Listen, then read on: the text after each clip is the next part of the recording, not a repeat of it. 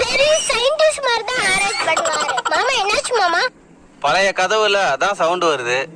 அப்படியா? என்ன இப்ப வரல? அட ஆமால. கொஞ்சம் குனி மாமா. நிமரு. குனி.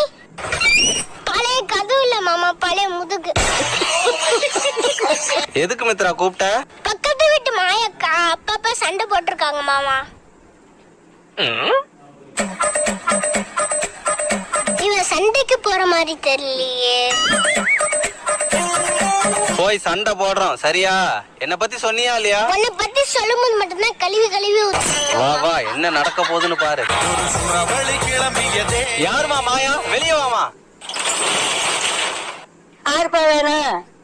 மாயா என்ன பழைய ஆயா வருது.